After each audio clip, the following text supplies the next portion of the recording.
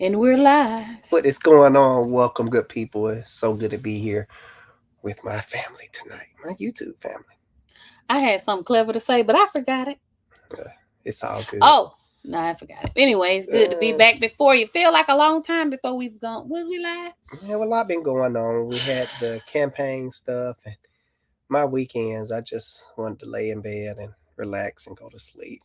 Plus, I've been kind of sick. This is the longest time I've ever been sick. Yeah, you slept most of the day. Yeah, I did. Tommy C in the house. Alex, how are you? I'm good. I've been a little under the weather. Normally my colds only last under a week, but um, I'm getting.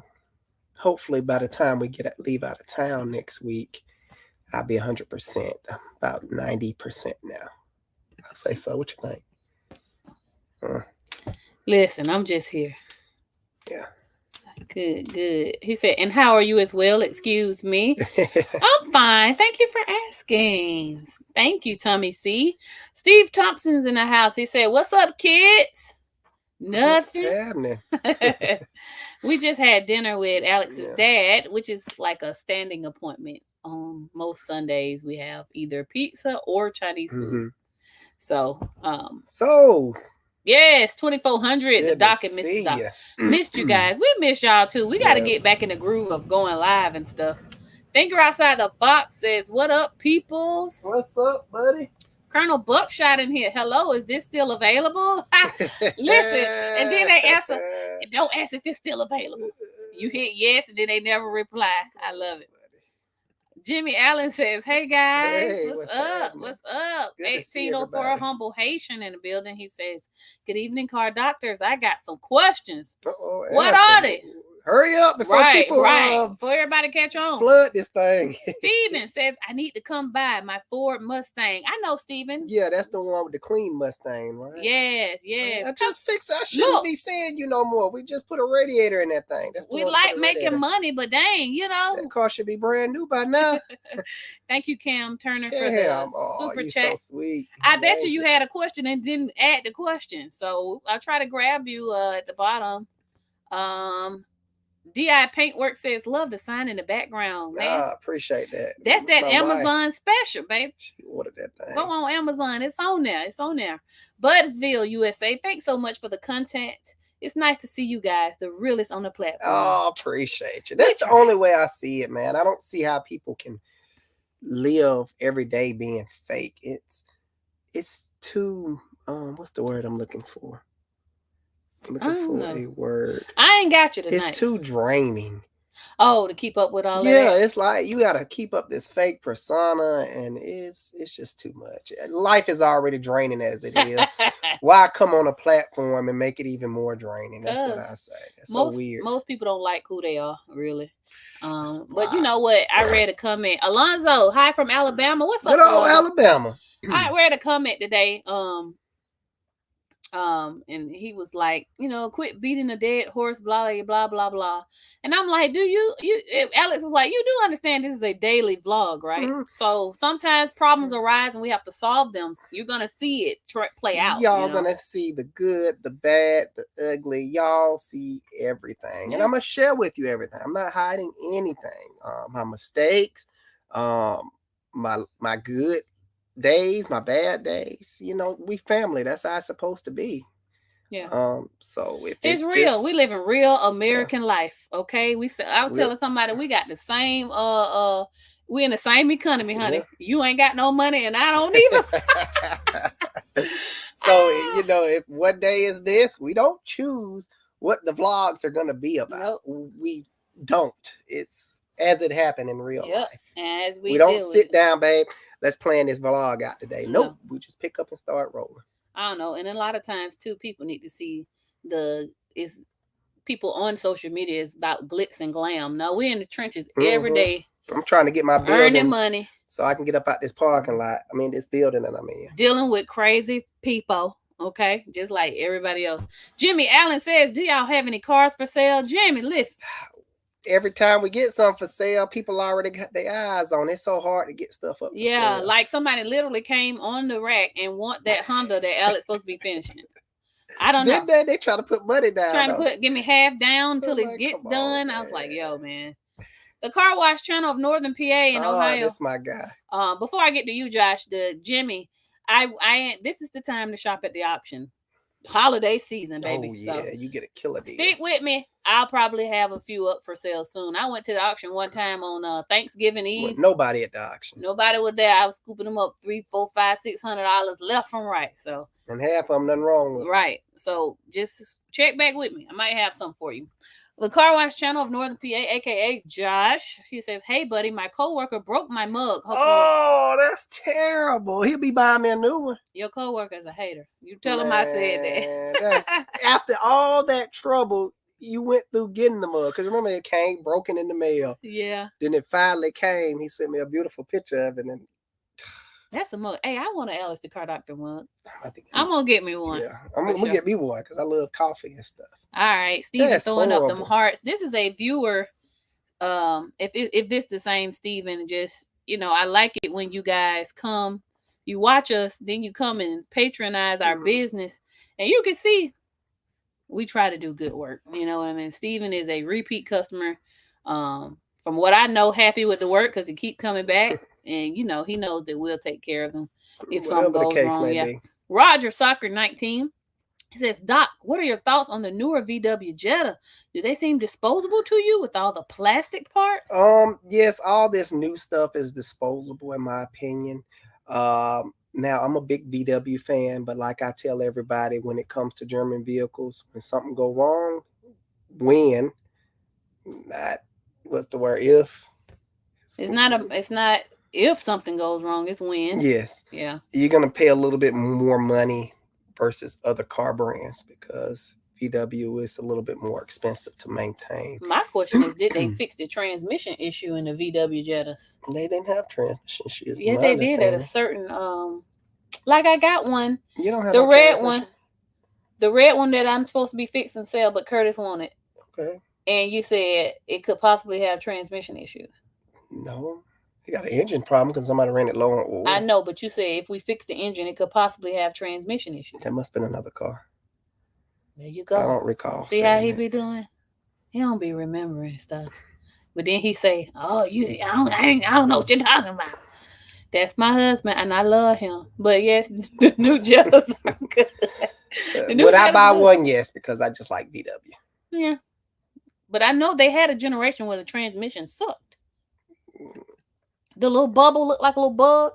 Not the bug. Oh, you talking about back in the older days. But no, I'm also talking about the red one that's at the shop. Yeah, that's not new. That's that old. That's not that generation. They don't fall under that. I know, but you said it could have transmission issues. Anything can have transmission issues. I don't have no way of testing. Rig it, Ralph. Ralph, bro, what's happening? We keep missing you. Every time you come up there, like, yeah, your brother was up here, but he said, "Feel better, bro." This is Alex's blood brother. For those who ain't seen him on camera in a while, that he raised Alex. Man, I've been struggling, man. Said, now Tires Plus trying to assassinate you. Yes, listen, I know why I ain't seen you. It's because y'all got that brand new house built, and you don't want me to spend the night. But I'm gonna be over there. I'm gonna be over there anyway. Yeah, Tires Plus, they own one, man. J Poster 490 says, "Greetings from Ohio, guys. Ohio in the house. We love it. We love it. Thank you so much." 1804 Humble Haitian. I think I got a start one up here too. I need to get to. Says, long-term fuel trim and short-term fuel trim. How can I use it to diagnose issues such as vacuum leaks or fuel pump issues? Good question. Yes, very good question. Well, let's leave out long trims for a moment. Long trims will give you you don't have to leave it out completely. Long trims is not like live data. It's more like a memory. Long trims is the computer learning the fuel trims as a whole. Like, wait a minute, this thing was running super lean, so I'm going to start the fuel trims off at positive 15, which is way too lean. And we're just going to kind of leave it there. And short trims is actually your live readings. So as you make changes, whether that's spraying water around the intake and looking for changes in the trims, you'll be looking at the short, not the long. That's how I diagnose. So, short trims, positive, anything a positive number is lean. Anything a negative number is too rich. If you're having fuel issues, let's say the uh, fuel pump is not putting out the correct PSI, that'll cause a lean condition, starvation of fuel, and get too much air, it causes a lean condition. It's so many ways you can do it, but that's just to cover just a little basis of how you can look at it. Yeah, it's more to it than this, but yeah, hopefully that helped. I don't think I explained it very well. I don't know. Let us know if you got any follow-up questions. 1804 Humble Haitian. Grab a couple of these super chats. Thank you, Josh. She says, I'll be buying another one soon. Tell that coworker he need to go ahead and run you your money, man. You want me to call? I call him for you. I don't appreciate that. Tell him I don't appreciate that. Macklin Bros. He need to buy you one and buy him one because he had no business touching it. He must have liked yours. Macklin Bros, thank you for the super chat. I appreciate it. He says, I plan on buying a 2016 Chevrolet Malibu with 64,000 miles on it. What are the common problems I got to worry about? Depending on what engine you get. The most reliable engine is, I think, the 2.5 NA version. The 1.5 is reliable too, but you have to look out for the vacuum pump. It's not too many problems on that engine. Now the 1.5, whichever one comes with the CVT transmission, if you don't maintain that CVT transmission, it will give you issues. But the Malibus I've seen around that year range have went the distance, 300,000 miles, still running strong. Not many issues. Now on the 2.5 or one of the engines, I get them confused sometimes. There is a cam rocker actuator that goes out time to time, but it's such a cheap fix. It's not really a problem. Maybe second, it's really no problems. I can't think of nothing. Only the transmission. Yeah, I'm gonna do a review and the vacuum pumps. They have vacuum pump issues. We got one in the shop now. It's on its 4th transmission, but he got well over 200,000 miles. It's on pushing 300,000 or 300. Is it 300 and something? I'm gonna do a review on these Malibus. I got to get back on my top 5 problems. Like we did one on the Malibu. Maybe the older gen. We didn't do it in the newer gen. Well, we're gonna do that. We're gonna do it the newer gen for sure because they're really good cars. A lot of people overlook them.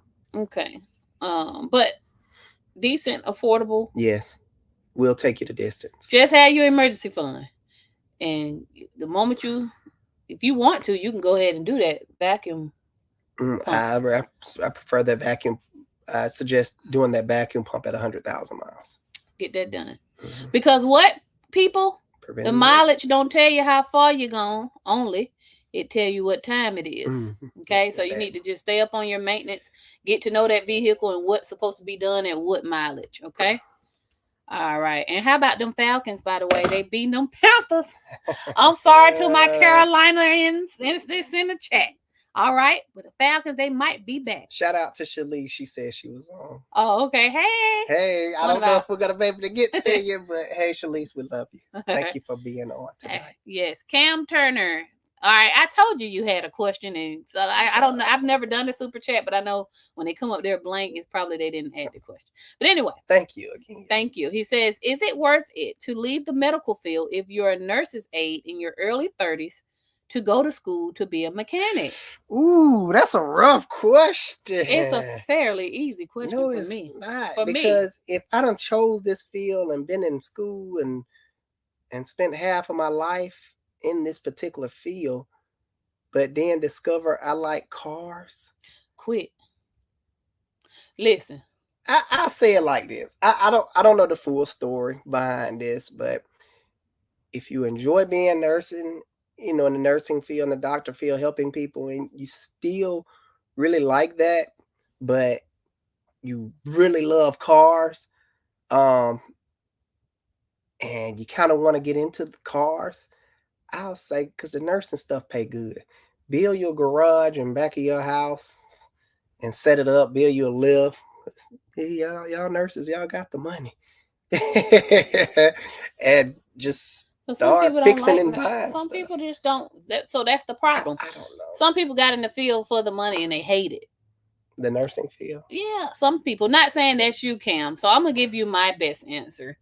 Listen, he said how old is he? 30. He 30s, early 30s. Listen, this all depends on how much responsibility you have. If you have children and a wife and all that, then of course you want to weigh those in. But if it's just you and cars make you happy and you have a passion for it, then anything is worth it because you only get one life. Okay. But a lot of people get into this field for the thrill of it and they realize they don't want to do it for a living. Right? The nursing or the car Cars. stuff? Oh. We had a young man, Dominic, love him to this day, worked for us. He was like, I'm going to school for this. He worked for us for about a year and he was like, I don't want to do this for the rest of my life. So you have to decide for yourself, what's your why? Do you want to get in the automotive industry and do what? Make a career out of it? It's nothing wrong with that. It's nothing wrong with switching careers. You got people that go to college for 4 years, get out with an anthropology degree or whatever, and wind up doing something totally different. So I say, really explore that. Like he said, kind of do some stuff on the side and see if it's really for you. And that's how you make it. That's what I would start off with. Yeah. Now, if you had like, a low paying job, I say, yeah, leave that and, but nursing, that's such a big deal. And in my view, I appreciate your service, what you're doing. Saturated. No, it's still that person you are helping and doing a good service. It don't matter if he don't like it though. If he don't like it. Yeah, but I'm just saying, appreciate you in general. Like I'm sure I can pass the NCLEX, but I don't want to do what nurses do. Do it on the side. See if you like the feel, like getting dirty and all that good stuff, which I'm pretty sure you've probably been doing this on the side. You wouldn't be bringing this up. Yeah. But if it would make you happy and give you joy, you only live once. I say that. Oh, she took the word right out. Do it. You only get one life. Do it. Explore it to the fullest. Look at Morgan Freeman. Like he finally made it. They say the Colonel Chicken Man, he ain't started frying chicken till he was in the 50s or whatever. Look it up. I'm paraphrasing, but you get the point. If that's what your heart is calling you to do, I say go for it, Cam. All right, Sherrard, thank you for the super chat. He says, hey, y'all, I'm interested in the 09 Ram 1500 Hemi, 175,000 miles. That's a little bit high for me. Them lifters about to go out. You about to buy yourself a big problem. What are some inspection on deal breakers for this model? Lifters, which is going to cost you in the high grands, 4 or 5 to be exact. They normally go out around between 160 to about 200K. They're the longest lasting lifters over the LS platform or LT platform. They will take you, they will take you the difference, but buying it in that range, you're about to run into some issues, buddy. Unless the previous owner had asked the previous owner about the lifters. If you're buying it from a personal person, just be like, have you replaced the lifters on this? Other than that, this is a good truck. Now, it is expensive to maintain and upkeep. If he did the plugs at 100,000 miles, which I'm pretty sure the previous owner did, you're looking at an expensive tune-up coming along soon at approximately, my math is not mathing right now, 25,000 miles. Well, you got to get 200,000 miles tune-up. So. At 200,000 miles, you're going to be looking at buying 16 spark plugs and paying somebody to do that. That can kind of get quite expensive there. So you're looking at another big maintenance jump at 200,000 miles. And what most people do, most people that don't have a good mechanic or don't have the ability to work on cars themselves or don't want to deal with getting ripped off, they'll buy brand new cars, drive them up to like 60, 70 and get rid of them. The trade-in value still high.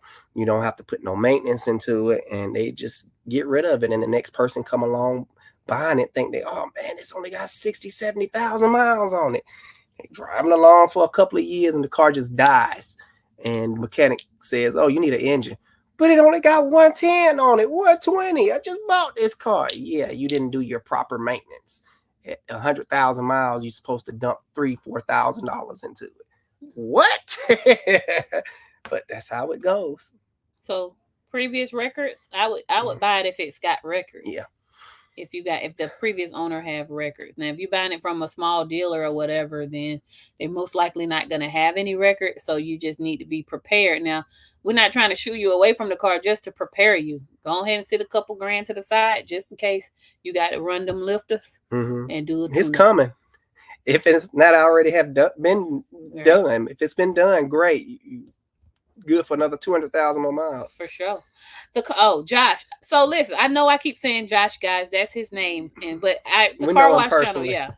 One of our biggest supporters says, thank you again. I always love your content. Thank you for being a good friend. Hope someday to meet you. My pleasure. We coming down to see you in PA, man. Listen here, not in the winter, okay? Spring, summer, I can mess with you. We're gonna make a trip down there. I don't do the northern states past September, okay? I'm not built for that kind of cold, okay? But we love you. Yes, definitely. Big love over here from good old Georgia. Stunner, ENC 440. Thank you for the super chat. Thank you so much. I'm sure you probably had a question, but it didn't translate over here. Floyd Bush, thank you for the super chat. Yeah, I have a 2016 Chrysler 200S with 140,000 miles. It cranks but won't start. Any idea what may cause it?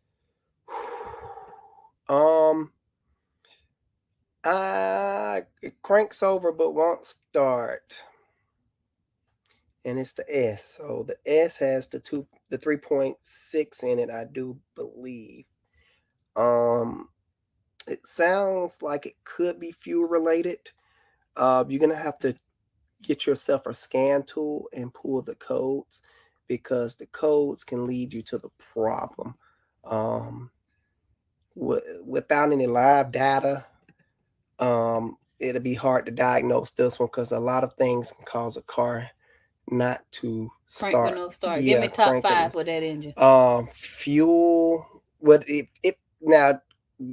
Granted, if this is the 3.6, so fuel pump, which I rarely see.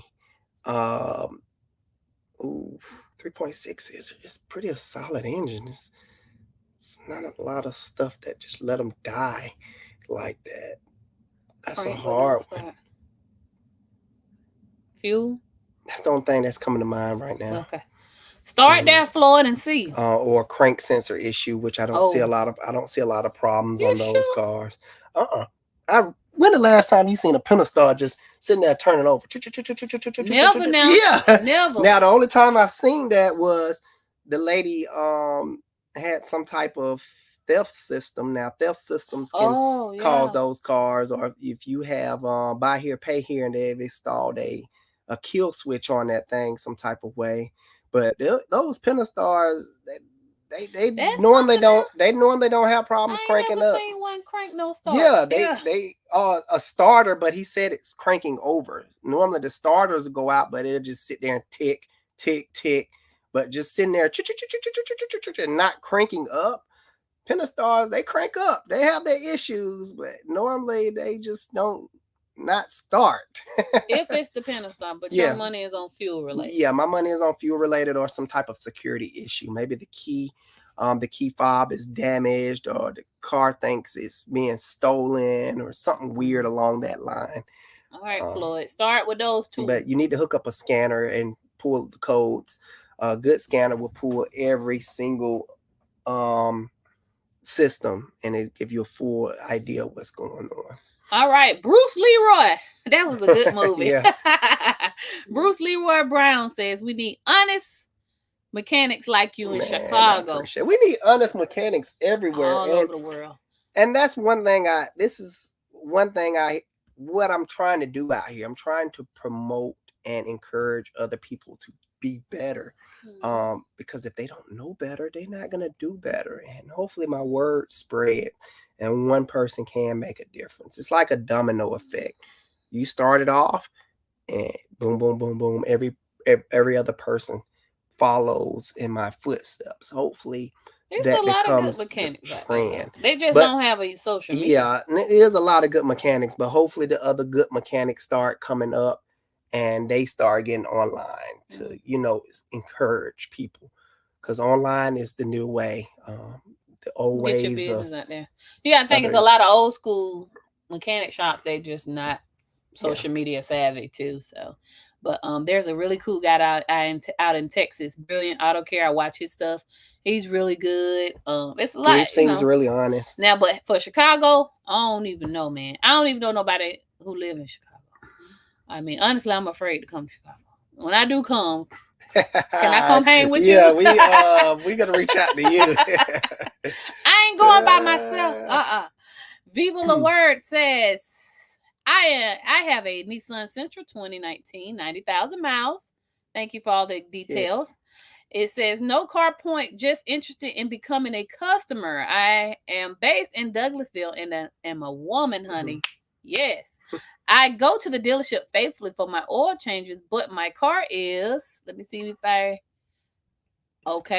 older and looking for a reliable mechanic. Well, you're always welcome. Yes, you're always welcome. Now, I can tell you one thing about the dealership. I'm not trying to put any dealership down, but they do miss a lot of stuff.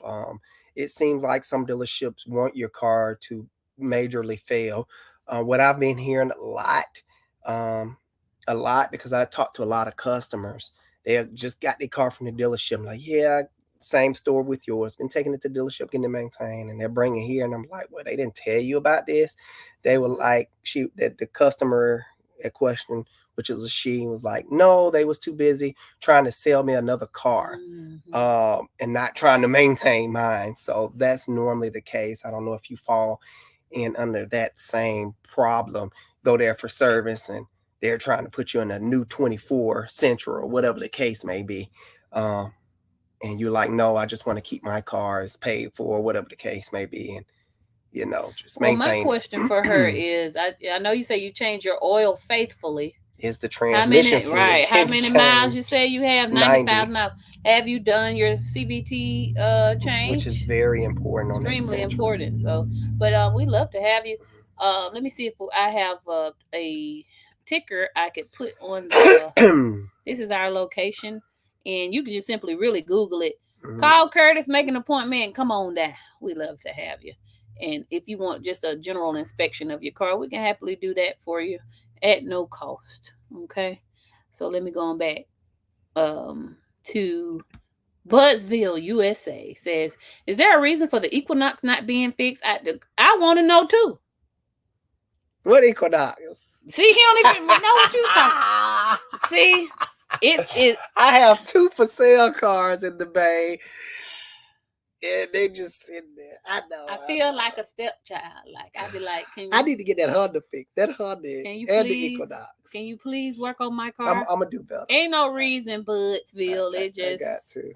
Alex, the car doctor, is busy. It don't matter that. I've been having to pull people away from it. And it don't matter that we married. It don't matter. I cook for this man, take care of this man, and I can't get my Equinox fixed, man. I'm gonna start working on for sale cars on the weekend. That's the only way I'm gonna get cars up. Well, he don't have somebody noticed that. What's the Equinox still doing? Man, I got people. What you got cars? You got? I would love to have a car to sell. I'm waiting on my mechanic, man. Bill Gates. Bill Gates in here with all the money, as usual. That's my another favorite right here. Bill, how you doing? We know you down there in Florida. Y'all got hit back to back with 2 hurricanes. Jeez, yes, please. Let me know if you're okay down there. I told Bill Gates I'm waiting on you for the shirts. What shirt? He want a shirt. Bill, call me tomorrow. Okay? Yeah. No, don't call me tomorrow. Call me Tuesday. I won't be at work tomorrow. Yeah. Okay, I got you. All right, Souls 2400. Souls says, did you fire the slow guy already? Yes. That day. He was such a nice guy. He's sweet, though. Oh, that's why I had to leave. He had a great personality. Yeah. He just, I don't know, maybe he took it very well. And he asked Alex, hey, what can I do to become better? And Alex told him. So supposedly on the weekends when he's free, he can come hang out at the shop when all the guys are there and just kind of, I don't know. The shop has become like a guy's hangout spot where they're working on their stuff. Alex working on, just stuff. I do have another young guy that comes by. Yeah, Jay. He's not interested in cars, but he wants to know. He pops in every now and then and just hangs out and learns stuff. Sometimes. Yeah, he's like 19. Yeah, 18? I don't know. But his hair is all frizzy and crazy looking. He's there. He's on the camera sometimes, but it went really well. He just wasn't a good fit for what we're trying to do. Like if I'm gonna hire you, baby, you better be knowing what you're doing back there, okay? Because I My can't. other guy is getting better. So shout out to him. Yeah, he is. I'm proud of that. He did a transmission right before he left on vacation, and I checked it over, and everything went back up great. I'm proud of him.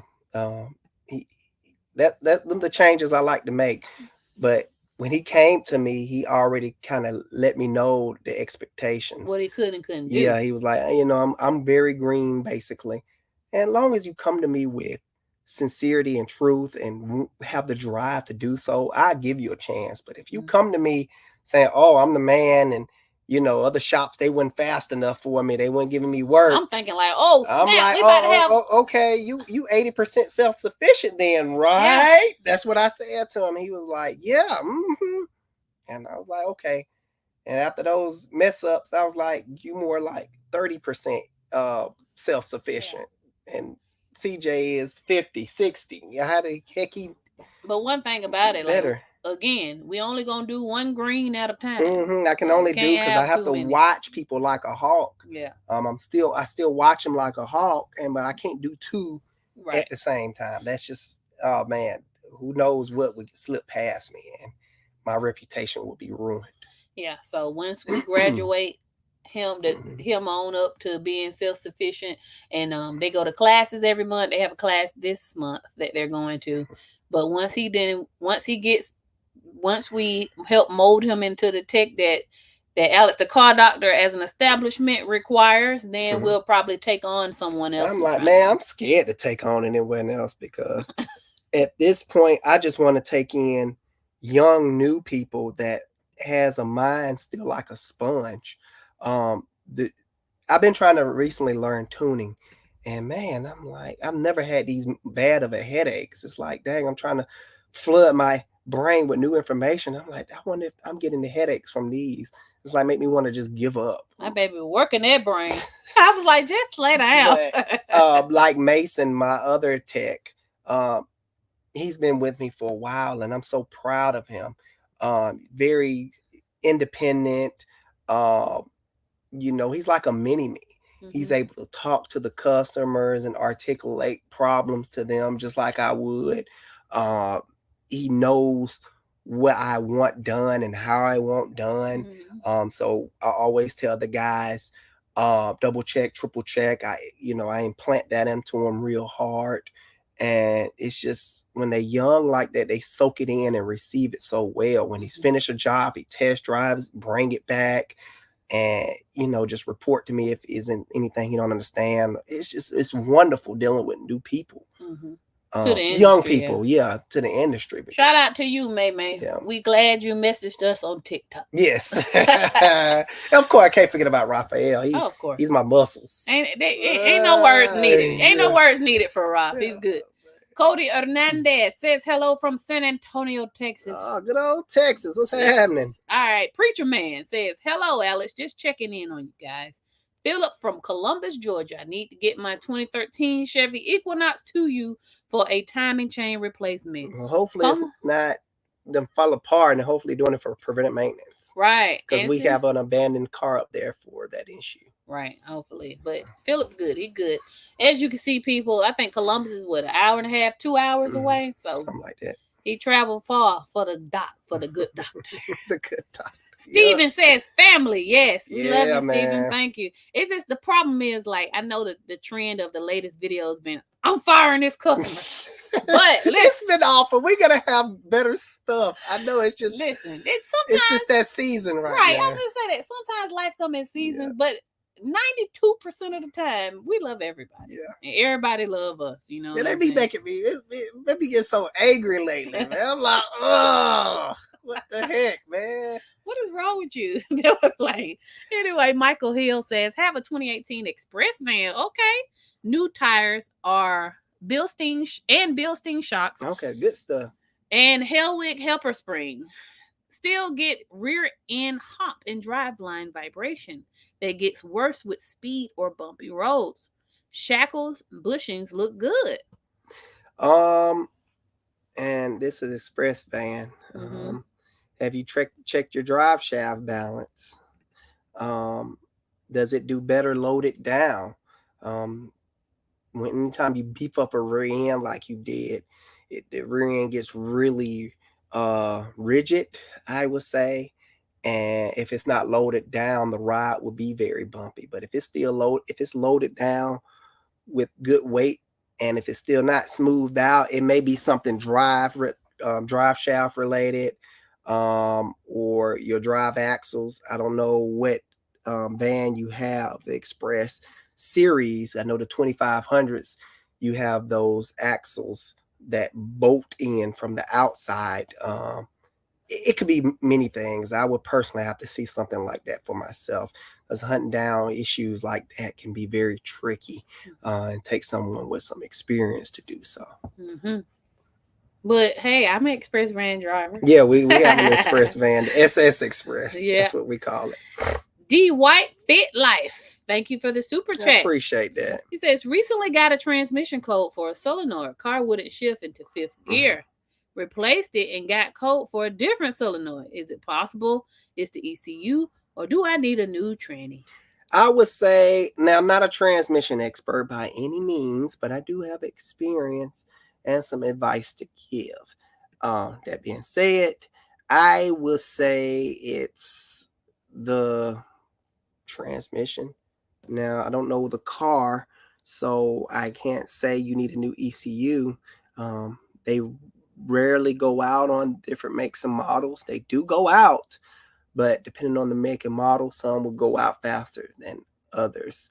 Now, if you're talking about a Dodge, yeah, that transmission, the ECU has probably went out, which the ECU sometimes have the transmission module built inside of it. Now, for those who don't know what an ECU is, computer. You have a PCM and ECU. Now I get them confused sometimes, so maybe somebody can help me. But the either electronic control, engine control module. Okay, so ECU is an engine control module. It does not have the transmission control module built inside of it. But the PCM, powertrain control module, when it's called the PCM, it has the both computers built inside that one. So you won't see a separate computer for a transmission module, and on this setup you'll see a transmission module and an ECM, which is an engine computer. On the PCM, it's just one big computer that controls the thing. Okay. What I'm you just look up? Electronic control unit module, same thing. But one is for all in one. The other one is for just one. So you say, well, we don't know the make and model, so you'll say transmission. Yeah, I'm gonna say transmission. All right, D White Fit Life. Versetti says, Alex, you fixed the SS Minnow Johnson, the boat. No, I'm about to winterize it and put it up for the year. Now, mind you, you've been saying that for 2 weeks. Look, I supposed to did it yesterday. Yesterday was Saturday. What did I go in for? I was messing around with the tune on the van. What's a girl to do? I mean, I can only remind you so much. No, I'm gonna crack the block if I keep playing. So my plans is to store it, put it down for the winter, because it gets cold up here and we're not gonna be doing any boating in the winter time. So like maybe a month before summer, the plan is to get the parts and the correct tool this time, so I won't break down. And I gotta earn my family trust back, because all my kids talking about I'm not getting in the boat with you no more. My wife, she like, I ain't going. The first couple of times I ain't going. So it look like I'm be out there by myself testing a boat. You call me if you need a tow, because I'm not coming. No. Yeah, so it look like I'm be out there testing the boat. I'll probably break a pole and just relax. I wish I could have some couple of beers, but I'm gonna need a boat driver to do that. So yeah, a month bit prior to putting it out there and using it for the summer, I'm gonna get the parts, put them on, and go out there and do some test runs and let her rip, and hopefully it holds up. If it don't, I'm just gonna sell it and get something new. I'm gonna get a car note on a boat, a boat note. I'm like, man, forget this junk. Bill Gates says brakes squeal loud when coming to a slow stop. They have plenty of pad left. Is it the metal shim or something stuck in the brakes? It may be the rotors. Sometimes because I think we did the brakes on that, but he didn't want the rotors. When the rotors have like a glaze to them, which I do believe yours did, and you put new pads on there, pretty soon those new pads will have a glaze finish over them now. And when that happens, you'll get a squeal or some type of brake noise. The best way to combat that is rotors and brake pads. Um, you can do a temporary fix by resurfacing the brake pads, taking them off and hitting them with some light grit sandpaper that'll unglaze them, slap them back on. You won't hear any noise, but it's gonna glaze. It's gonna throw another glaze sheet over those pads as you run on those rotors. Those rotors the glaze need to be knocked off. They need to be cut or replaced. That's my recommendation. Well, he came all the way from Florida. Yep, I looked over his car. I think he had a radiator leak. He needed brakes and rotors, but he just got the brakes because they was low. We thank you for traveling that many miles to that's why I told my wife, like, that shirt coming. It's on the way, baby, for you. Ryan McCabe, I'm just say Ryan because I don't like messing up people's names. Not sure if my other super chat went through, but also I have a clunk on my front end sway bar. Let me go up. Hold on. Link all changed. Let's say. Okay, here you go. Huh. Oh, you missed it. Yeah. No, well, it just popped up. Huh. Ryan, I appreciate you, original. Ryan. Thank you for both super chats. We're gonna take care of both questions. Ram 2019. Have a whine when I accelerate. Goes away when off the gas pedal. 65,000 miles. What maintenance should I be looking at? Which fluid should I change? A whining noise. Yeah. When he accelerates. Goes away when he get off the gas. The world.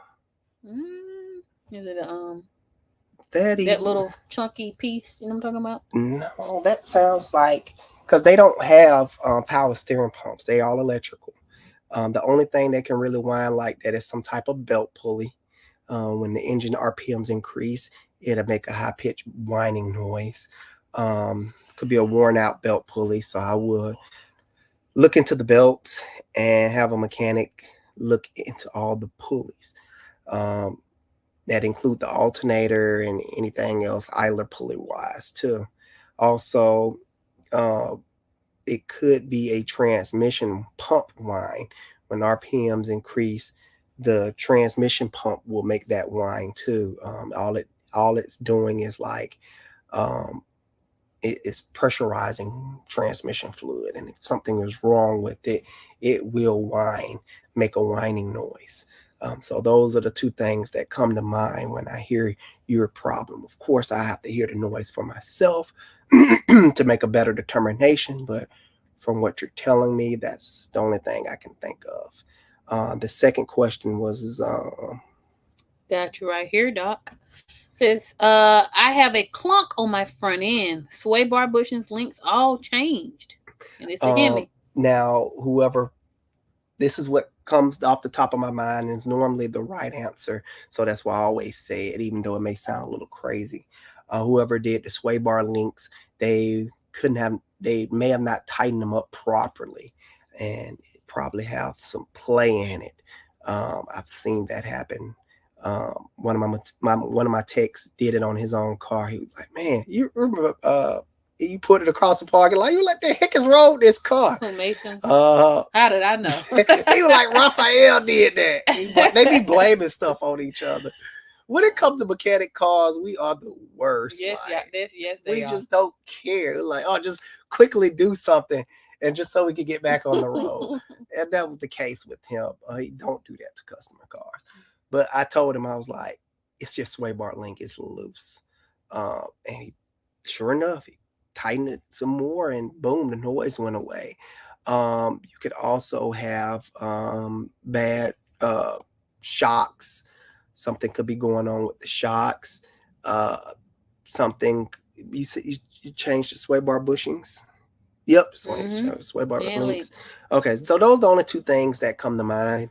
Or you may have clunk. It could be like upper control arm bushings too, something along control arm bushings. I don't know if it has upper. I can't think of the design in my head right now, but those are the only thing that come to mind. It only got 60,000 miles on it. That's it not can't be nothing many. too heavy, right? Yeah, shocks is normally wouldn't fall under that category. I'll say something is loose from mechanic error. Hope that helps, Ryan. Josh from the car wash says, I'm door dashing right now to make more money. Josh, you a trip, man. Gotta love that DoorDash. Yes. You know what? DoorDash, I just had to talk with myself. I was like, listen, you're paying like $30 for something that's $15. You gotta stop it. So I'm on the DoorDash strike right now. Wish me luck. Appreciate now, you, Josh, am I gonna be successful at that? I don't know. And I always do it when Alex not home because I know I can't stand it. I'm like, no, I would go get it. I know people look at us crazy because they come to the house and all you see all the cars in the driveway. You see like 4 or 5 cars. I don't feel like going. Like, what? I'm paying for the convenience. Alex hate it. So when he's not here, that's when I be hitting the DoorDash. Like, please come before he come home. I could just send a Zaria. She'll do it. I don't want to deal with teenage attitude. Yo, that attitude of hers. So the best way is to not DoorDash and eat at home, huh? Shout out to all my DoorDash drivers. We love you. Appreciate you again, John. OVO 794 says, the back cabin floor on the passenger side of my 2022 Malibu is wet, but it dries out. Should I be worried? It's been raining a lot lately in my area. I don't know what it could be. Okay, you should be worried because anytime water gets in your car, that's a good possibility of mold.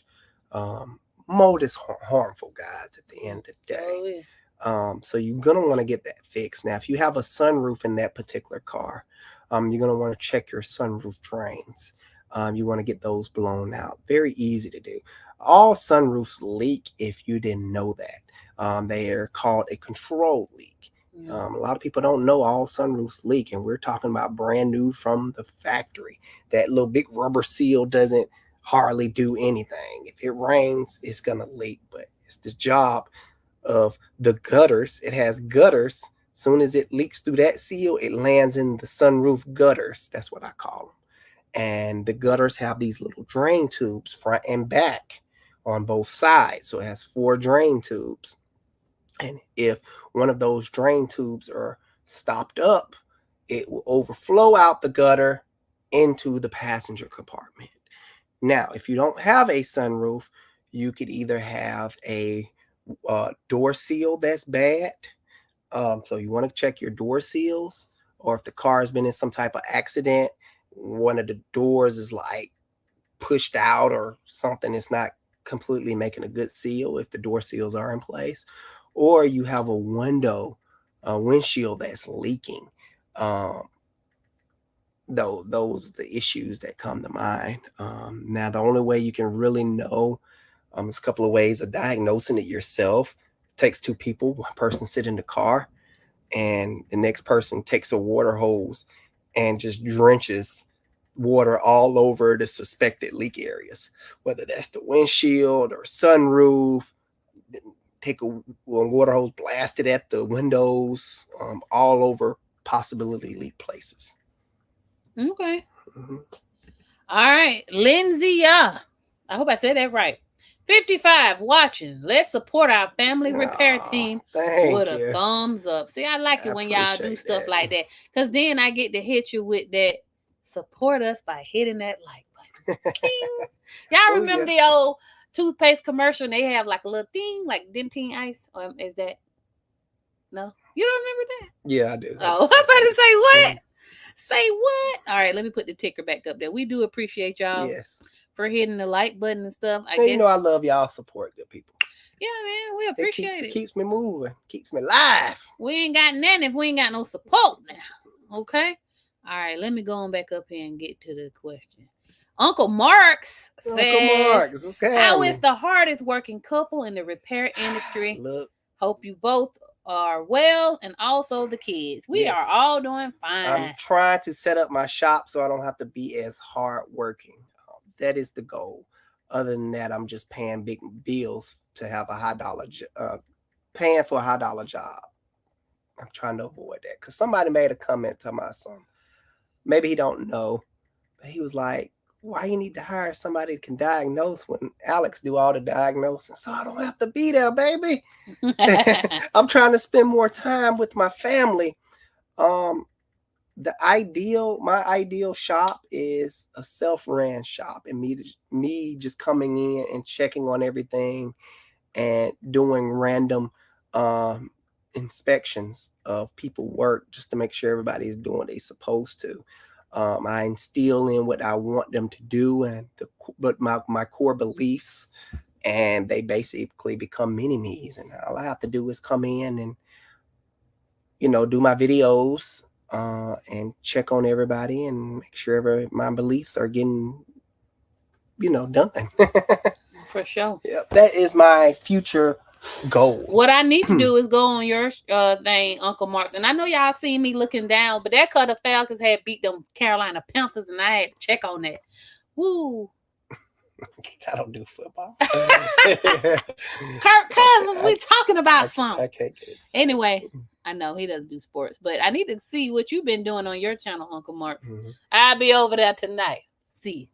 Steven said it's me. Okay, that's the right Steven. Yeah, it's the right. He also says every time I come, I get my money worth. That sounds good, man. That makes me happy. That's my only goal. Yeah, for sure. Is to let people get their money's worth and make sure it goes where it needs to go. Right.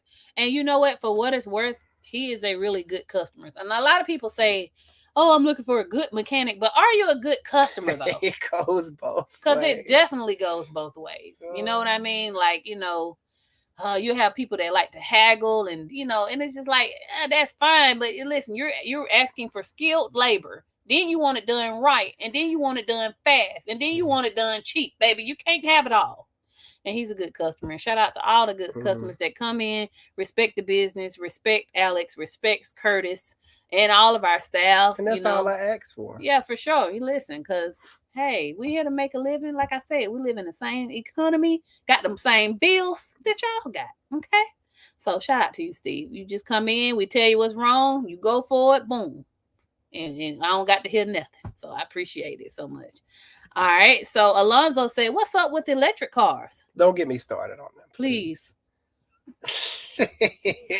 Alex about to go on a rant. Y'all gonna get something to drink because he about to go on one. I'm gonna be easy. What about the new electric Ram? Electric cars is not the future. The electric grid can go down. Range anxiety. If it gets too cold, you can't drive your car. Fire hazards left from right. Didn't some catch on fire during a hurricane? All kind of stuff. The new Ram got range, extended range. I don't care. I don't care. Somebody gave you a free electric Ram. You wouldn't drive. Sell that bad boy. I'm not driving around no golf cart. Electric golf cart. Glorified electric golf cart. If I want a golf cart, I go buy a cheaper one. The future is plug-in hybrid. You get the best of both worlds. If you don't ever want to plug that bad boy in, you don't have to. It has a gasoline engine. If the makers really was for us, really for the people, they would create a diesel hybrid. They come out with a diesel hybrid, you'll be getting a combined fuel rating of over 100 miles.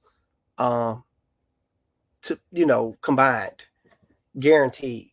The diesel by itself gets 40, 50 miles to the gallon. Go diesel. Then you combine that. I did heavy research on this, and the only whack excuse they can come up with is, a diesel is already efficient enough. You can say that same thing about a gasoline engine, but yet we still have gasoline and electric put together. Anyhow. Bill Gates. I told y'all he got all the money. Thank you so much for the Thank big you super so chat. much, So Bill. sweet. Yeah, I love Bill, He man. says minimal hurricane damage because I'm on the East Coast. Oh, Okay, nice. So it didn't mess up your car. He got a beautiful Charger. Is it Challenger or Charger? No, he got a Charger Scat. Ooh. Yeah, he supposed to let me ride that. You wasn't there that day. Dang. It was beautiful. He says West Coast has severe gas shortages. I think you're right as usual, my Alex. My rotors are glazed. It is what it is. Sean, I will call the shop Tuesday for my shirt and pants. Thank you so much. I got you. Don't you worry about it. I probably get with the uniform and see, can we just buy one? Yeah, I will leave listen, Tuesday is my short day. Call me from 9 to 11. Now look, if I'm not there, I'm gonna have Curtis give you my email. Email me all your size and all that. And I can still get it done while I'm on vacation. But shout out to you, Bill. Yeah. We appreciate you. All right. I love Bill. Joe McGraw, thank you so much for the super chat. He says, for Silverado, LM7 5.3, new reman motor. Okay. Says lifter making noise. No. Sometimes take 2 or 3 times to start. Best lifter for replacement. It's a new reman motor. That bad boy should be under warranty. Oh yeah, they would have the. They probably put cheap lifters in there. Oh, they most likely did. The best lifters are the back with the dealership or they're like Corvette lifters. It's like a big major upgrade. Brian Tooley sell them. Brian Tooley Racing sells them. If you go to the Brian Tooley website, they will sell you a lifter kit, and those are the ones you want. What's wrong with her? Nothing. Talk to her for a minute. Go ahead. Oh, we got a teen that's out with getting ice cream.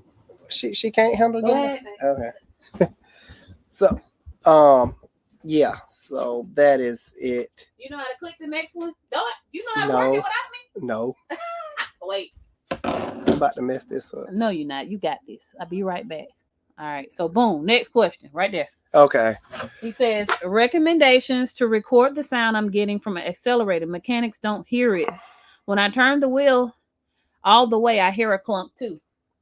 Okay. To record the sound.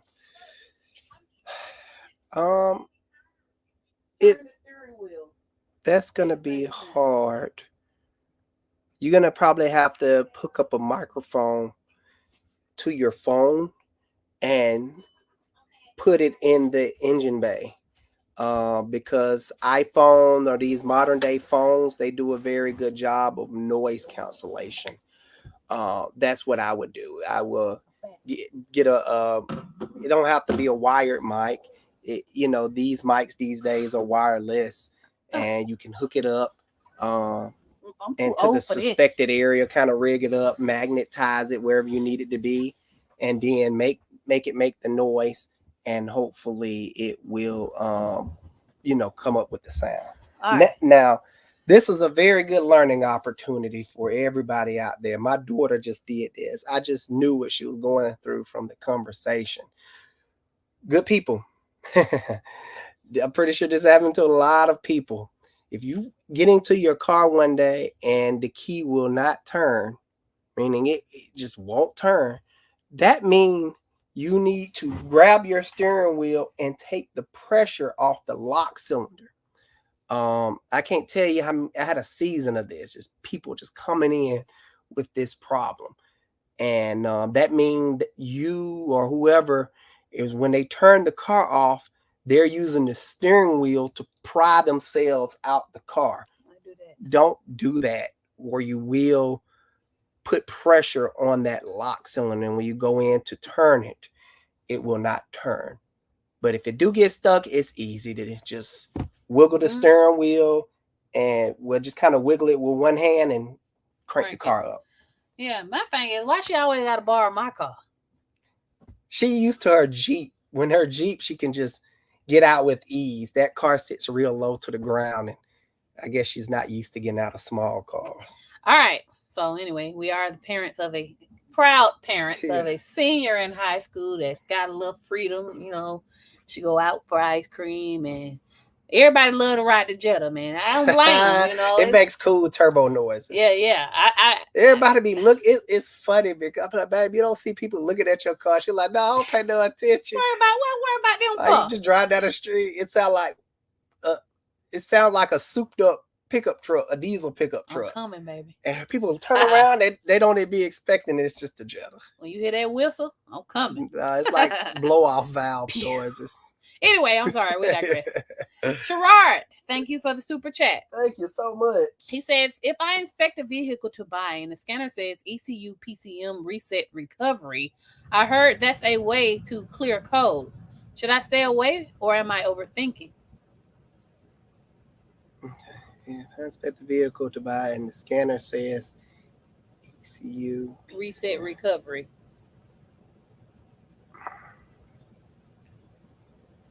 I'm not sure what scenario would that be. I haven't. Maybe I have. Maybe I'm looking at it wrong, but I'm not sure what you're talking about right now. ECU PCM. You said the scanner says that. Is that a code, Gerard? Is that a code that pops up and says that, or is it an option on the scanner? Now I know the option on scanners, they have that. It'd just be like PCM, like a hard reset. I've seen that, but a code that says that, I don't know. But maybe you're saying on the scanner. Every scanner is different. Most scanners will say that. That's not a problem with that car. That's just an option of that scanner in that particular vehicle system.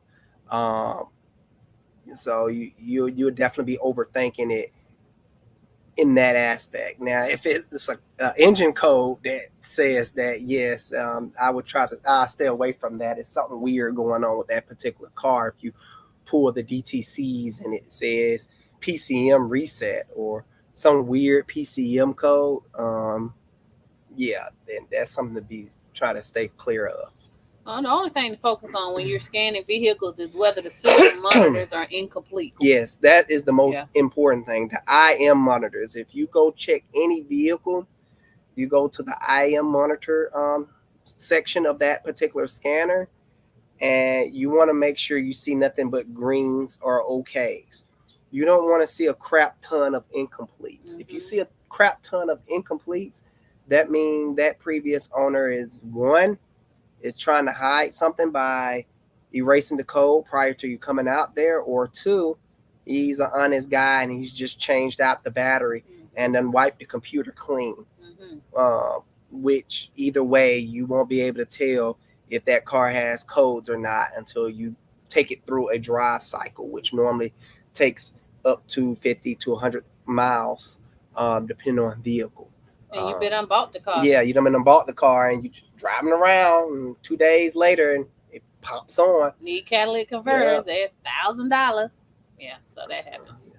Good luck with your car search. Yes, for sure. Jordan Miller, thank you for the super chat. Thank you, Jordan. I bet you had a question and couldn't figure out how to add it, so I'll check back in a minute, or I'll try to look out for your question on here. Let's see, who do we have here? I think it was this person, Crimson 135.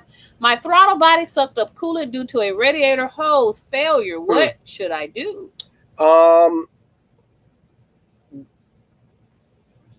The safest thing to do is take out all your spark plugs so the vehicle won't hydro lock, and then crucial engine parts. Take out all the spark plugs and turn the engine over several times in 30 seconds intervals. So do like maybe 4 or 5 30-second intervals, meaning crank it over 1, 2, 3. No, I did that wrong. Crank it over about 10-second intervals, 10 to 15 seconds intervals. I mean, cranking it over straight for 10, 15 seconds. Then stop and give the starter chance to cool down, maybe like 30 to a minute, 30 seconds to a minute, letting it cool down. Then do it again. And maybe on like the last time you do it, give that starter a little bit extra time to cool down, or increase your intervals every time by 30 seconds. I think that's what I meant to say. So, the first time, okay, give the starter a chance, 30 seconds to cool down. The second time, minute, and so on and so forth. But, because as the starter turn over, it would develop a lot of heat and damage itself. But with the spark plugs out, it has less load on the starter, so it shouldn't be that harsh on the starter. I'm trying to teach you how to kind of protect your starter, because you don't want to create a problem trying to fix a problem, if that makes sense. Yeah, and it'll spit out the coolant, yes, right? It will spit out all the coolant, and you want to floor the car while you're doing this. That allows maximum air to be sucked in the engine, which will push everything out, clear everything out. And once that happens, put the spark plugs back in, fire it up, and you should be safe. No risk. But the engines can suck in water. It's fine in small amounts. If it takes in too much, you can risk hydrolocking your engine, which is a terrible thing. All right, George C. Sup, fam? Like your work. Been following for a minute. Keep up the good work. You know your stuff. I try, man. I'm just me. Corey Wolf says, pricing on a timing job for the 3.0 Cadillac. Don't want to get scammed by other shops. I feel you on that. I don't have our price program in front of us. Yes, to write quotes you need software because each job varies by time. But also us giving your price unless you're in our market area. See, a lot of people say they don't want to get scammed by a shop, and I'm trying to say this carefully, but it's like this. Look, who is somebody to say who's scamming and who's not, unless it's just ridiculously high. But how would you know that? Like a shop, like I said, the shop behind us, everybody's labor rate is different. Well, it should be different anyway. Now, if all of our rents was the same, then we could all set the same labor rate. So shop A's labor rate may be $100 an hour. Okay, shop B is $125, shop C is $175, and the dealership is $200. We all have different rents. We all have different operating expenses, and that is how the labor rate is determined. Because if my labor rate is $140 and shop A's labor rate is $100, and I try to match him, now I can't pay my bills because he owns his building, and my building I'm paying $6,000 rent. You feel me? So that's why labor rates are different. So it's hard to say who's scamming and who's not when we all should be making the labor rate based off of our operating expenses. Now, if you're in the outskirts and they charging city prices, that's a problem. Because I know in our area, yes, I can move to the far outskirts of Georgia and buy a shop and a building that already have employees and running for probably $200,000-$300,000. And I'm like, man, I can't even buy land for $200,000-$300,000 in the city.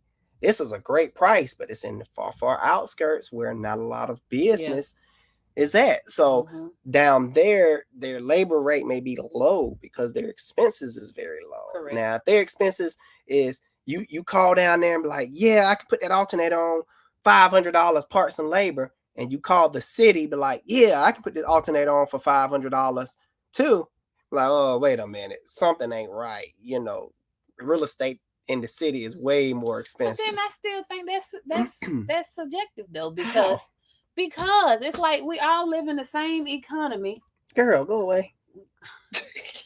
That teenager. We all live in the same economy, so then there's the question of inflation. So again, not saying it's you, Corey, but consumers have this mindset of being scammed and how much is too much when y'all don't know how the prices are set and what that shop's operating expenses are. It takes $30K to run my shop every month, so we wouldn't survive on a $100 an hour labor rate. Tried that, failed miserably, almost went out of business. So you really have to see, in Marietta, which is where the Braves Stadium is, and up North Atlanta, Buckhead, they charging $175, $200 an hour, but that's because the demographics that live in that community. I think it all comes down to this, and not necessarily pricing. It comes down to job quality and workmanship. And that's labor time.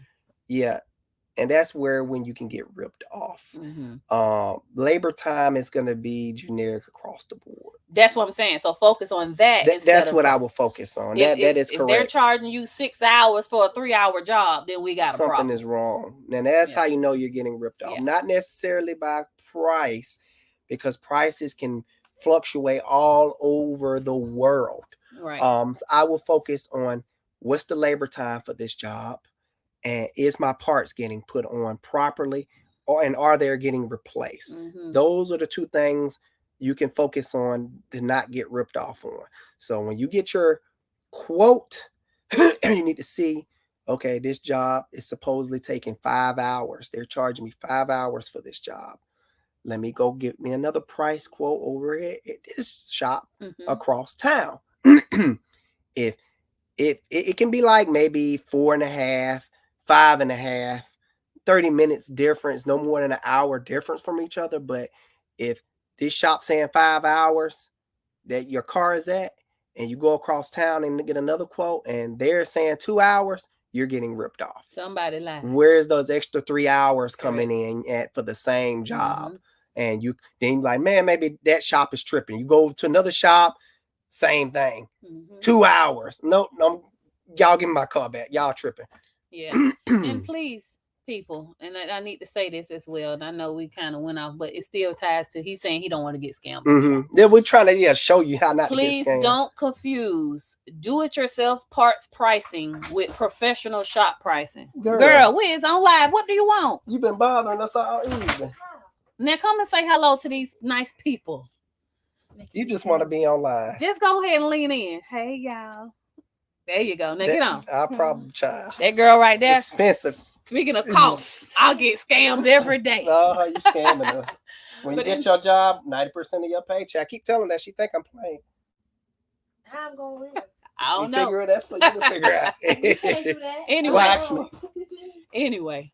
Y'all know we got 5 kids, and just because she's 17 don't mean she ain't one of them. She just bubbly. But anyway, do-it-yourself pricing and car pricing is car parts pricing is a difference, because we're doing labor, and then too, if that part go out, it gonna cover us doing the job again for free, or for free to you and less from the people who sold us the part. All right. So it's kind of just set your mindset on what auto repair actually is. There are some scams out there, and there are some things that, like I tell other shop owners or stuff like that, or people just in the business, you got 3 types of people.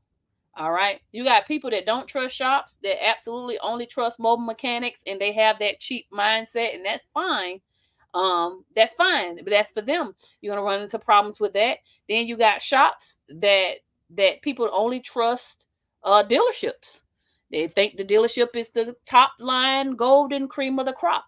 Then you got the independent repair shops that's in the middle, that we're competitive. I always tell people we're a dealership alternative. I don't necessarily compete with other mom and pop shops, because I don't know who they got over there. I know I got the doctor on my team, and I know we're going to get the job done and do it right. So I just set the pricing based off of the market. I do look at other shops and what they're charging to make sure that we're not too far off. But I also, number one, I'm going to look at my bills and how much it takes to run that shop. Because if I can't run that shop, then I can't be in business and I can't serve you. All right. So it's 3 different types of people. We fall in the middle where people get burned by the mobile mechanic, and they get burned by the dealership, and they just want a good mechanic. So I hope that answered your question, and I also hope that educated you guys on what it's like. Very good topic. Yeah, what it's like. I mean, we can go on and talk about different scams, but it's scams to galore. I may just have a live session just talking about scams. I think we did one long time ago. I don't think we ever did a scam. Well, I think you're right. I know I'm right. Feel me? You feel? Yeah. It feels nice. Listen, PG-13 here. Oh, okay. Who we got? Man, listen here. You made me forget where we was. OVO 794. Greetings from Brownsville, Texas. What's happening? Jesus Texas in the house. Jesus Lopez says, "Hey man, it's nice to see see car guys who still have integrity in the business, especially when it comes to fixing cars. I flip cars and work on them. Nice. I fix everything on them to make sure my customer gets quality. Wow, he sound like me. It's Yeah. good people out there, man. Jesus, tell us where you're from. See, we told you it's good mechanics out here. I would tell you that. I would also say too, for you aspiring mechanics who really want to make money, flipping cars is where it's really at. Man, flipping cars can make you a millionaire. Like if I could shut down the shop and just only work on people be so sad though. I thought about it. I'm like, man, I'm about to just flip cars. It makes way more money, but my customers, they're not gonna go for that. For sure. All right. Alonzo talking about some 20-50 ratio. I don't know what that means. What you talking about, Alonzo? Stunner ENC 440 says, hey, how's it going? I hope all is well. Nothing but love from Edmonton, AB, Canada. Oh, nice. Good old Canada. See, I got family down in Canada, man. So when I go down there, why don't you y'all always be say acting down? like If you're looking at the map, up there. Canada is up. Well, depending on what you're looking at it like. It's always gonna be up. But if you turn the map the other way, get on, man. I'm not finna argue with you on live about no geography. I am the geography man. I know where the parts are. All right, let me see here. Brian says, Miras says, you guys are the best. Love your show. Run my own shop and feel your joy along with your ups and downs. Oh, nice. Shout out to you, Brian. Shout out to you because you know what's up. It's not all bad all the time. But I'm gonna say my husband enjoys what he does so much, and I get joy from him having joy. I really don't care for cars or none of that. I just really do it to support him because when we first started dating at 17 and 18, he said he was gonna have his own shop, and to see you doing it, man, I'm a proud I was in and out, one foot in, one foot out, for a long time. I'd be like, go, babe, go. I don't want no shop. I was like, he gonna get a shop. I don't care what he say. King Oz says, Alice, the car doctor, do you use all data? Yeah. Yes. Yes, we use all we data. do. It is a big part of the shop. Mm-hmm. Yes, we do. Good software to have. And for people, I got to talk to my people who are not car people. All data is a software that we use to help us determine what labor times should be. And it also tells us mechanics the repair procedure or diagnostic procedure for vehicles we're not familiar with. Because at my shop, I work on pretty much everything, all makes and models. Except Euro. Euros. Mm-hmm. Not because I can't fix them. It's because I don't want to get into it. Yeah, I don't work on Euros. We put it in the video that come out in the morning. It's gonna tell you why. Yeah. Eduardo Gonzalez says my neighbor's truck wouldn't start. 1997 F-150. I hollered, ain't got no gas in it. He went to the store, got a gallon full of gas for it, and it started right up. Man, that's funny. we get a lot of cars towed. Yeah. We have gotten cars towed to the shop for no start and ain't got no gas in it. I guess people be forgetting. I don't know. The Savage family says, hey, Alex, working on a Buick Enclave 2011. Something keeps blowing the fuse. I feel bad for you. It's an Enclave, man. What fuse is it? That would have been helpful. Maybe I could have gave you some advice on. It's easy to find out now because if it's just blowing that one fuse could be for a radio, ABS, motor, whatever the case may be. It's easy to find problems like that because if, let's say it's blowing a radio fuse, instead of going straight to the hard stuff, which would be tracing down all the wires, just go to the radio and unplug it. Vice versa with anything. If it's blowing the taillight fuse, go back there and just take the bulbs out and check the socket. So start simple and stick another fuse in there. If it don't blow with the main thing unplugged, that means something in the main thing is malfunctioning and not the wires. If that don't work, then yeah, you're forced to trace down wires, which is not fun. To see what got crushed or what rodent went up in there and chewed on something. It happens. Mm-hmm. All right, Valley Alley says, Alex, I have very little life on my bicycle. It's a 2001 PT Cruiser for $800. Baby, buy a new bike. Get you an $800 bike. It's a what? I'm PT confused. Cruiser. He want to buy an $800 PT Cruiser. But Is that a good what's idea? up with the bicycle? Maybe that's what he riding. I wouldn't buy no PT Cruiser. I'd buy a new bike. I had a baddest bike in here. I buy one of them dang old e-bikes and call it a day, boy. Before you buy a PT. Don't buy no PT Cruiser, boy, because you coming from a bike to a car, you can be like, man, this stuff is for the birds. I gotta buy insurance. Yeah, the car paid for, but they taxing me all crazy every year just to drive on the roads. It's too Man, that's the most problematic car I ever seen in my life. That car is. That's why none of them is around to this day. You look on the road, seeing a PT Cruiser is like seeing a Bugatti. You don't see Bugattis and Ferraris on the daily basis, just like you don't see PT Cruisers. And I tell you this too. They all in the salvage yard. When you're dealing with cars like that you don't see on the road a lot, like the Dodge Intrepid, parts are hard to come by. Oh yeah, parts are hard. I forgot to find. about that. Yeah, for sure. So it's gonna be a pain in the butt to get parts. We had a nice old lady. She was sweet. She had this Dodge Intrepid. It was clean, but her AC went out, and we could not find the part at the dealership. Nobody had the part, so she just had to ride around hot, and it was so. It was sad, some silly pulley too. Yeah.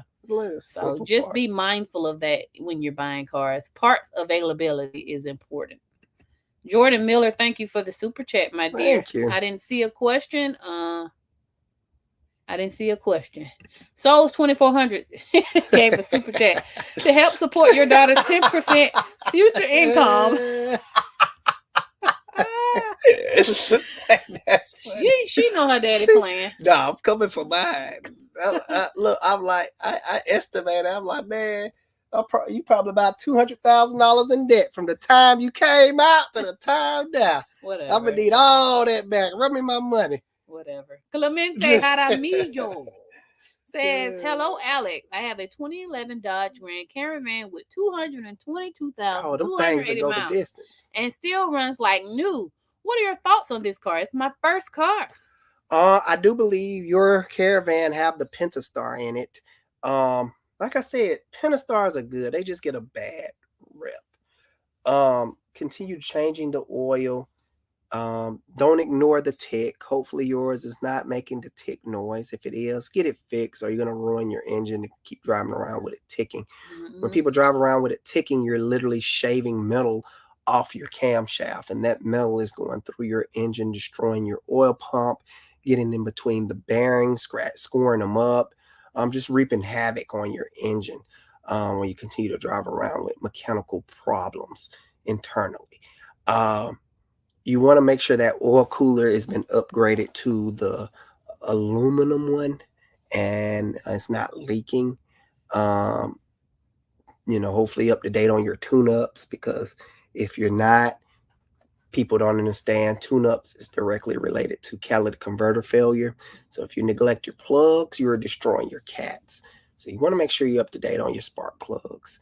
Other than that, I don't see too many problems with the Pentastars. I made a top 5. Like don't you drive a? You drive a? No, I drive the old faithful. This is before the Pentastar. This engine was developed, I think, alongside with Mercedes. Yeah. For real? Yes, Mercedes had Chrysler. The Chrysler. Oh, Daimler Chrysler. Daimler Chrysler. Yeah, this is one of the most passed around car brands ever. No one never stick with Chrysler long. It's like it shows. it's like the bad stepchild, the bad child that's going foster home to foster home. Oh, I don't want you anymore. You can have it now, but I'm taking a piece of your technology and holding on to it for my personal gain. Mm-hmm. But you got to go. Right. What the heck? So that's what happens. They like big companies will buy them. They'll take their technology and keep what they want to keep and sell it off. I read somewhere that the current Dodge, or at least the generation before the current Dodge Chrysler lineup, is old Mercedes technology. What you mean? Old Mercedes It technology, is. suspension, stuff like that. Yeah. But we're talking early 2000s Mercedes technology. I know it's old, and I said that's what me and But Curtis they're using it now. That's what Curtis was talking about. He was like, "Yeah, they'll get the old stuff. We won't give them if the Mercedes buy a car brand. You talking about when they bought it? Mm-hmm. They bought a car brand instead of giving that new car brand. They just bought all their latest and newest. No, they won't do that. They'll give their actual mainstream, which is Mercedes, all the new stuff, and all the old technology they'll put into Chrysler, whatever they bought, and just." Yeah, we could give you the scraps. I don't know. Somebody who know about it comment, but I read that recently. It's so weird. Mez37 says, all love from North Carolina. That's very nice of you to say that, considering we just whooped them Panthers. Good old North Carolina. Listen, I'm back on my football, guys. I'm be talking now. If the Falcons lose, you ain't gonna hear me say nothing. All right, but they win. I'm talking mad too much cash. Faith in them. I know, right? You ain't lying. Josh says, "Love you, buddy." Josh, you been showing out tonight. Man, we love you too. I'm about to send you something special. For sure, man. You know what, man? Next mug on me. You done had 2 of them. They broke. Yeah, let's go ahead and send that. We'll get you a mug. Send me your address. I got you. Yeah. Oh yeah. Don't we message him on Instagram? Yes. Message me your address. Instagram. I got your mug. I'll order it tonight. Hopefully, your delivery people don't shatter this one. Stunner says, "Thank you for the super chat. First of all, oh, I done read the last line. He said, 'Let's go Chiefs.' Didn't they? You know what? He said, 'I got you guys if you ever come up, but nobody ever comes up here. It's too cold.' I know. And to your wonderful wife, let's go Chiefs. See, you know what? I messed with the Chiefs, but they beat the Falcons the other day. But I think that was a fluke.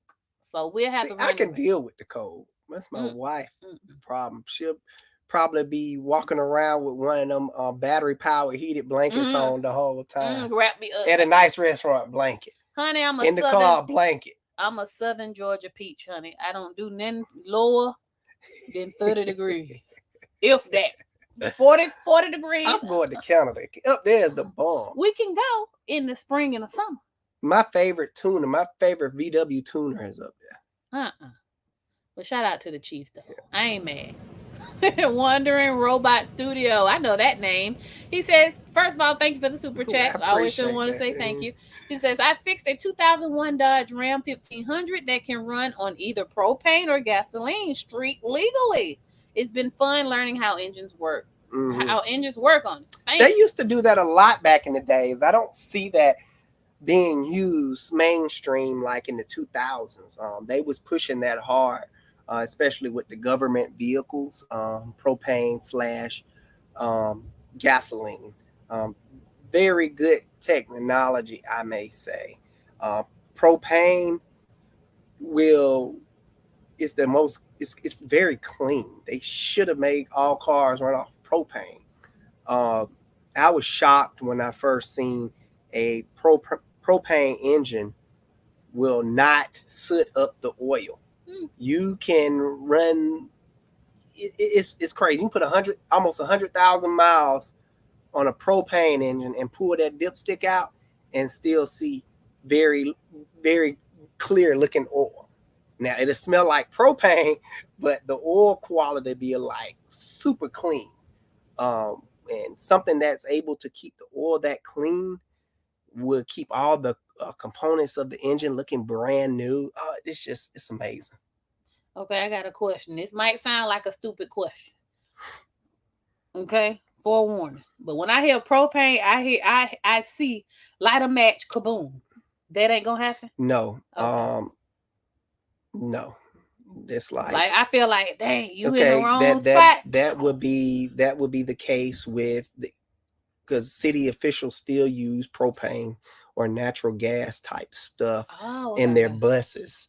They sure do. Even the newer cruise ships, they use. Yeah, they use compressed natural gas or something. Forklifts in warehouses, That's all they use.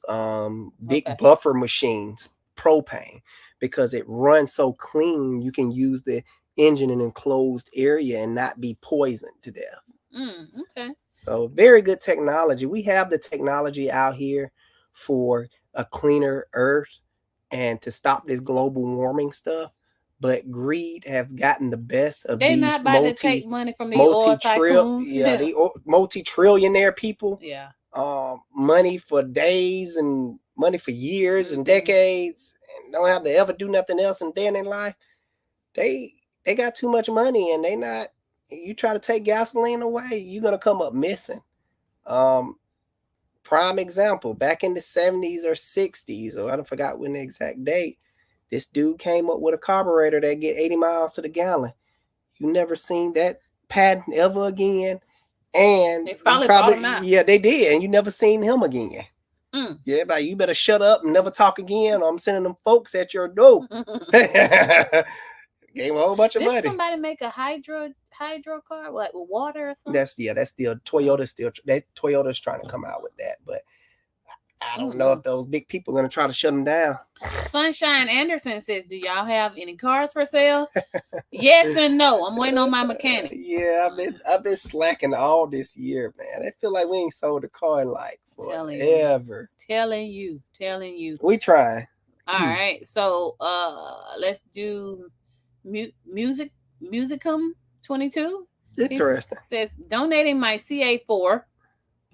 It's a piece of crap.